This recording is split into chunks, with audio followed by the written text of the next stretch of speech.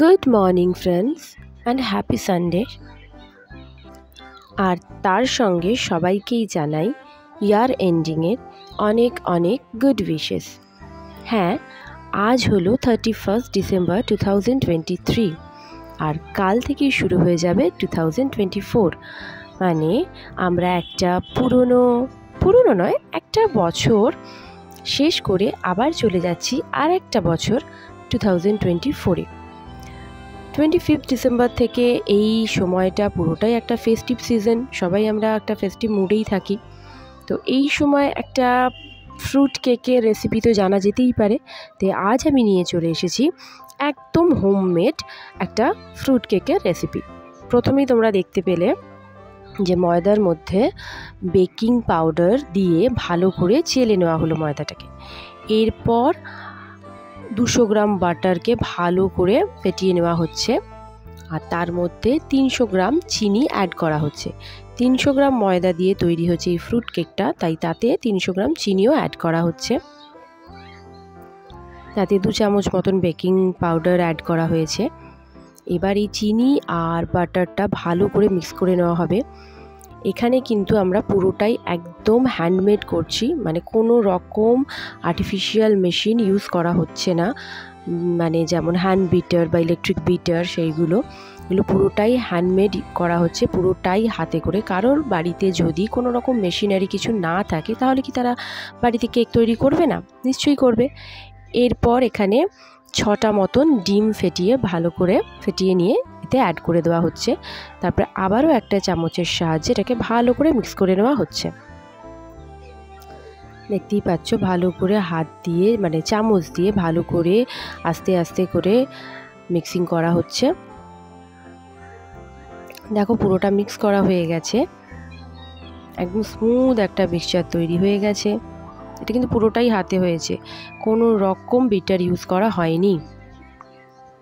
এরপর যে ময়দাটা আমরা চেলে রেখেছিলাম সেই ময়দাটা হাফ হাফ করে মানে অল্প অল্প করে মিশিয়ে নেওয়া হবে। যে যতটা যেভাবে নিয়ে মিক্স করতে পারবে সেভাবেই মিক্স করবে। এটা হচ্ছে কিন্তু একদমই ফ্রুট কেক, মানে ক্রিসমাসে বা 1 জানুয়ারিতে আমরা এই ধরনের কেক খেতে ভালোবাসি, তো এটা একদমই ফ্রুট কেক হবে। এবার দেখো ময়দাটাকে ভালো করে মিক্স করে নেওয়া হচ্ছে। এবার বাকি ময়দাটাও দিয়ে দেওয়া হলো, দিয়ে পুরোটা ভালো করে মিক্স করে নেওয়া হবে।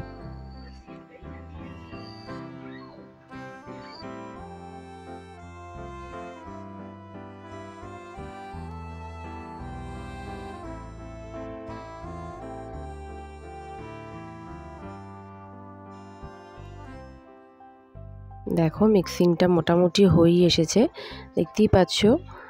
এর কীরকম একটা টাইট মতন ভাব এসে গেছে। মিক্সিংটা একদমই স্মুথ মিক্সিং হয়েছে, একটা স্মুথ মিক্সচার।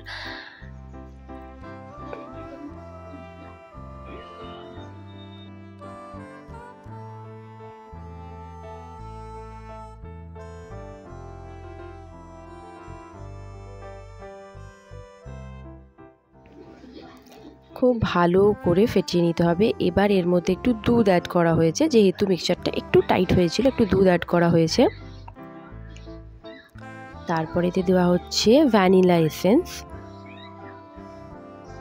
2 চামচ মতন ভ্যানিলা এসেন্স দেওয়া হচ্ছে। এটা একটা ফ্লেভার আনার জন্য এটা দেওয়া হয়। আর ফ্রুট কেক যেহেতু, তাই এর মধ্যে কি ফ্রুটস আছে কাজু, কিশমিশ, চেরি, চাল কুমড়োর মোরব্বা আর টুটি ফ্রুটি। এই টুটি ফ্রুটিগুলো কিন্তু আমাদের কিনে আনা, মানে দোকান থেকে কিনে আনা, এগুলো ঘরের নয় অবশ্যই। এইগুলো এবার এতে পুরোপুরি মিক্স করে দেওয়া হবে, দিয়ে আবার ভালো করে মিক্সচারটাকে ভালো করে এই ফ্রুটসগুলোর সঙ্গে খুব ভালো করে মিক্সিং করে নেওয়া হচ্ছে। দেখতেই পাচ্ছ পুরো ফ্রুটসে একদম ভর্তি হয়ে গেছে। এটা যখনই এক একটা বাইট পড়ে ভীষণ রকম ভালো লাগে এই ফ্রুটসগুলো। ব্যাস একদম মিক্সচারটা রেডি হয়ে গেছে। এরপর এটা হচ্ছে একটা কেক তৈরি করার ওভেন। এটা অনেকের বাড়িতে নাই থাকতে পারে, তারা এমনি কড়াতেও করতে পারে, এর আগে আমি সেটা দেখিয়েওছি।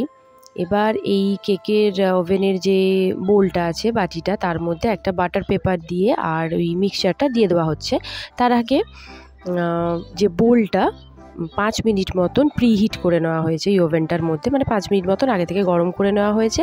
তারপরে এটার মধ্যে বাটার পেপারটা দিয়ে আর কেকের মিক্সচারটা দিয়ে দেওয়া হচ্ছে। যতটা পরিমাণ ধরবে সেটা নিজেদের বুঝে মোটামুটি দিতে হবে।